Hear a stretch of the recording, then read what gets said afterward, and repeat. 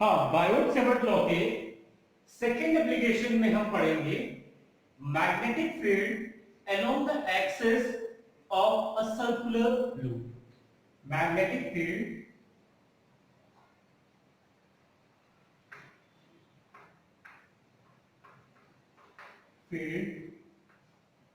along the axis of a current carrying loop। ठीक, तो अभी तक हमने पहले एप्लीकेशन में ये पढ़ा कि कैसे स्ट्रेट वायर है उसके हेल्प से हम मैग्नेटिक फील्ड किसी भी पॉइंट पे फाइंड करते हैं। तो यहां पे देखिए हमारे पास एक सर्कुलर लूप है, ये हमारे पास एक लूप हो गया,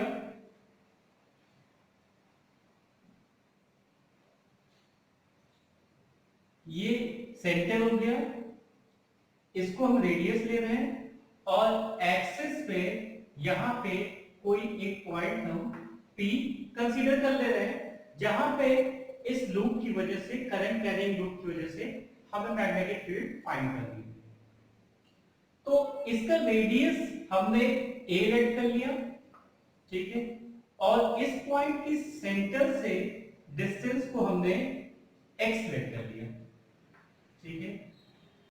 अब हमारे पास बायोट सेवर्ट लॉ की हेल्प से हम मैग्नेटिक फील्ड फाइंड कर सकते हैं एक स्मॉल करंट एलिमेंट की वजह से। तो करंट एलिमेंट हमने यहां पे एक चूज किया, ये हमारे पास यहां पे एक करंट एलिमेंट है और इसमें करंट ऐसे फ्लो कर रहा है। तो करंट एलिमेंट से जब इसको हमने ज्वाइन किया तो ये डिस्टेंस हमारी हो गई r, ठीक है। यहां पे ये जो कॉइल है हमारा इस तरह रखा हुआ है और ये पॉइंट यहां से ऐसे आ रहा है, तो ये एंगल हमारा क्या हो जाएगा 90 डिग्री, ठीक है, ओके। अब हमें ये ध्यान देना है कि यहां पे ये जो एंगल हमारा हो रहा है theta is equal to 90 degree. अगर ये करंट एलिमेंट हम इस लूप के किसी भी पोर्शन पे लेंगे तो एंगल हमारा हमेशा theta is equal to 90 degree. तो ये सारी चीजें हमें गिवन है, ठीक है। अब हमारे पास बायोट सेवर्ट लॉ की हेल्प से इस पॉइंट P पे करंट एलिमेंट आईडीएल की वजह से जो मैग्नेटिक फील्ड फॉर्म होगी वो फॉर्म होगी dB is equal to mu not upon 4 pi I dl sin theta upon r square. अच्छा, अभी हमने देखा कि हर एक केस में हमारा थीटा 90 होगा, तो इस केस में theta is equal to 90 degree. तो थीटा अगर 90 डिग्री हो गया तो ये रिजल्ट हमारे पास आ जाएगा mu not upon 4 pi I dl upon r square. sin 90 की वैल्यू हमारे पास 1 होती है। अच्छा, अब देखिए क्या करना है हमें ये जो पॉइंट दिया हुआ था सेंटर पे, एक्सिस पे ये पॉइंट है P जो कि x डिस्टेंस पे है, यहां से x के टर्म में हमें ये फॉर्मूला लाना है, ठीक है। तो अब देखिए हम यहां पे क्या करते हैं, यहां पे सबसे पहले हम मैग्नेटिक फील्ड की डायरेक्शन फाइंड करने की कोशिश करते हैं। यहां पे जो मैग्नेटिक फील्ड होगा that is dB, small magnitude का होगा, और उसकी डायरेक्शन क्या होगी, हमारी डायरेक्शन हमने लास्ट टर्म में बताया था कि राइट हैंड पाम रूल से हम डायरेक्शन मैग्नेटिक फील्ड की फाइंड करेंगे। थंब को हम करंट की डायरेक्शन में प्लेस करेंगे और ये जो डिस्प्लेसमेंट है हमारा पोजीशन वेक्टर वहां पे इस पाम को रखेंगे और फिर इस फिंगर को ऐसे 90 डिग्री टर्न कर देंगे, तो जो डायरेक्शन आएगी वो हमारी मैग्नेटिक फील्ड की आएगी। तो देखिए यहां पे करंट इस तरह से बाहर आ रहा है, ये बाहर आ रहा है और ये हमने यहां पे रखा, ये पॉइंट देखिए ध्यान से, यहां पे अगर ऐसे हमने इसको टर्न कर दिया तो हमारे पास मैग्नेटिक फील्ड की डायरेक्शन ये हो गई डी, ये डायरेक्शन हो गई, ठीक है, ओके। अच्छा, अब जरा एक चीज समझने के लिए हम इसकी डायमेट्रल एंड पे एक और करंट एलिमेंट ले लेते हैं dl सिमिलरली इसको भी जब ज्वाइन करेंगे यहां से, ये जब ज्वाइन करेंगे तो यहां पे करंट किधर जा रहा है, अंदर की तरफ जा रहा है, और ये हमारा पाम हो गया। यहां पे ऐसे रिटर्न करेंगे तो मैग्नेटिक फील्ड की डायरेक्शन ये आ गई हमारे पास, dB is diametral and point की वजह से। ठीक है, अब यहां पे एक चीज समझने वाली बात यह है कि हमारा ये जो dB है ये कुछ एंगल बना रहा है with the horizontal and vertical axis. तो यहां पे हम मेट कर रहे हैं कि ये जो हमारा y एक्सिस है और इसको x एक्सिस सपोज कर लेते हैं, ये नेगेटिव y, ये x एक्सिस, और ये एंगल बन रहा है हमारा, यहां पे हम ले ले रहे हैं फाई। ये एंगल अगर फाई होगा तो ध्यान से देखिए ये एंगल भी क्या होगा, फाई होगा, और ये एंगल भी यहां पे फाई होगा, सेम वही एंगल बनाएगा मैग्नेटिक फील्ड का। यहां पे देखिए अगर इस कंपोनेंट को हम रिजॉल्व करते हैं along x axis and y axis, तो इसका x कंपोनेंट आएगा dB sin phi, और यहां पे आ जाएगा इसके component dB cos phi। Similarly अगर इसको भी हम रिजॉल्व करते हैं तो ये कंपोनेंट हमारा आ जाएगा dB cos phi, और यहां पे वही आ जाएगा dB sin phi। इसका मतलब ये हो गया कि अगर डायमेट्रल एंड हम लेते हैं तो cos वाले कंपोनेंट एक दूसरे को कैंसिल कर देंगे। इसका मतलब जो यहाँ पे रिजल्टेंट मैग्नेटिक फील्ड बना रहा है वो हमारा साइन का कंपोनेंट बना रहा है। इसी को समझाने के लिए यहाँ पे एक अलग ये करंट एलिमेंट लिया गया। ठीक है, ओके, तो टोटल जो मैग्नेटिक फील्ड होगी that is due to the component dB sin phi। अब जरा यहां पे चीज देखिए, ये एंगल हमारा, ये जो R है, R पे ये एंगल 90 डिग्री है, ठीक है, और इस पे ये एंगल 90 है, तो ये अगर हमारे पास ये प्लस ये कितना हुआ, 90 हुआ। सिमिलरली ये प्लस ये 90 हुआ तो ये पाई है, तो ये भी पाई हो जाएगा। बट प्रॉपर्टीज ये हमारे पास हो जाएंगी।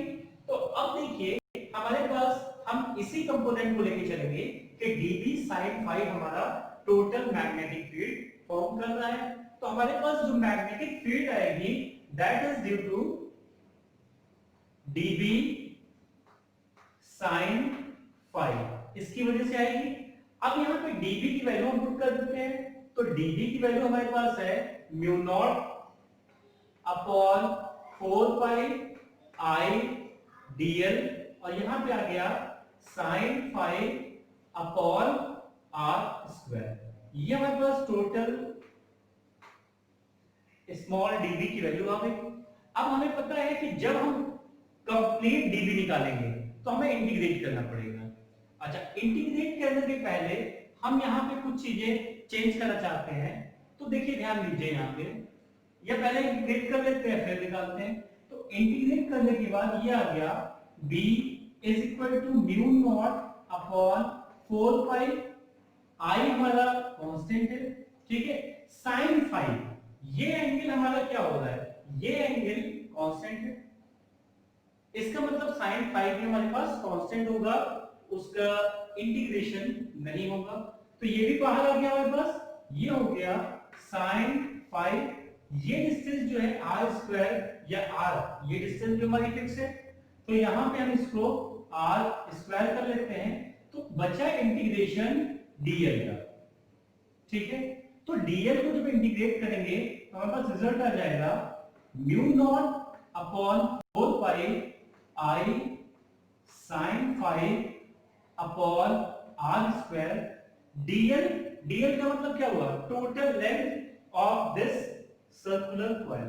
इसका रेडियस कितना है a, तो टोटल लेंथ कितनी होती है हमारे पास 2 पाई r होती है, लेकिन r को हमने यहाँ पे डिस्टेंस में ले लिया है, तो यहाँ पे हम a की टर्म्स में लेंगे, दैट इज 2 पाई a।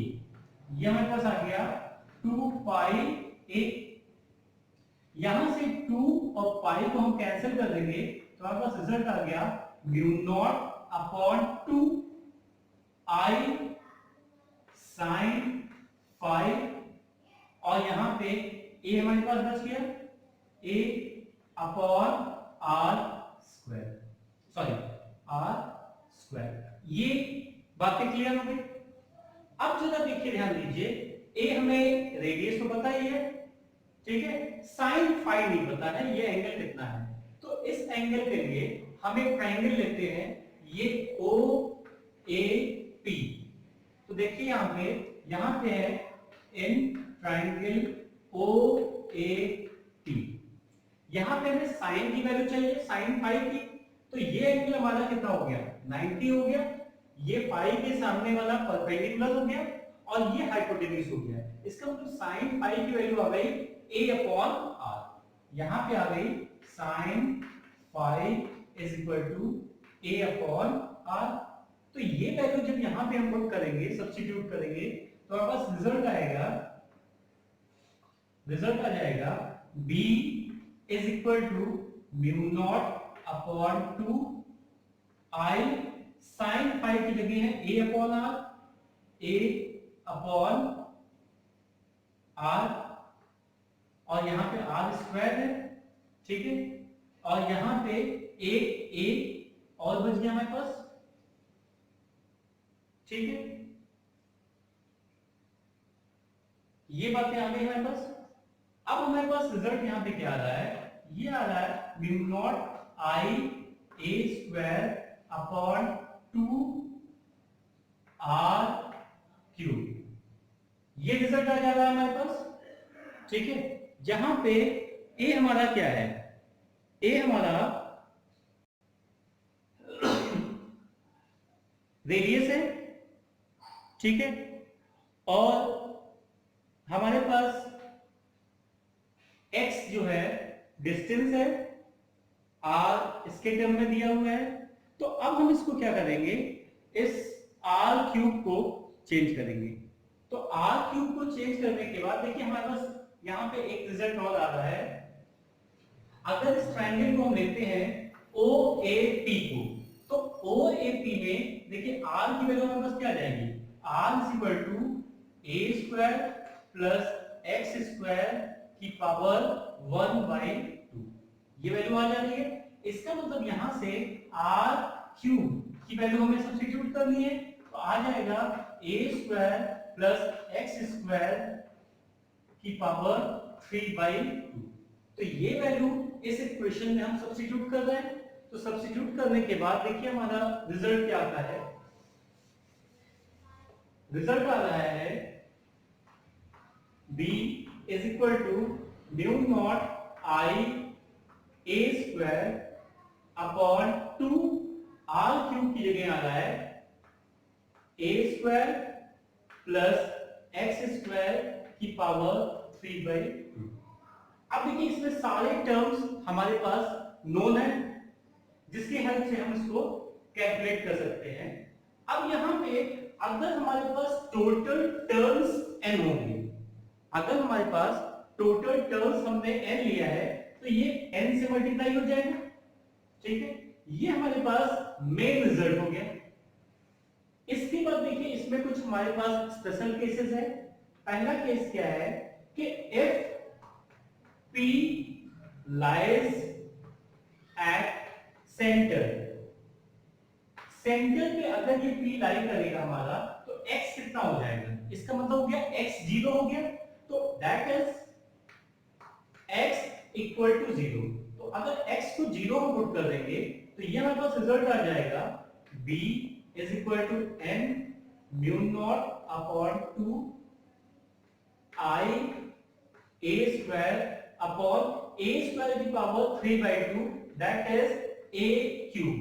तो यहां से a स्क्वायर से ये कैंसिल हो जाएगा और ये रिजल्ट आ जाएगा n mu not upon 2 i upon a। ये रिजल्ट तब आ जाएगा जब P पॉइंट हमारा सेंटर पे लाई करेगा। और भी इसमें कुछ रिजल्ट्स हैं, उसको भी देख लेते हैं हम। दूसरा रिजल्ट ये कह रहा है कि अगर हमारा if x is much greater than a, मतलब पॉइंट हमारा बहुत ही ज्यादा डिस्टेंस पे हो, ऐसी डिस्टेंस पे जहां पे हम रेडियस को इग्नोर कर सके।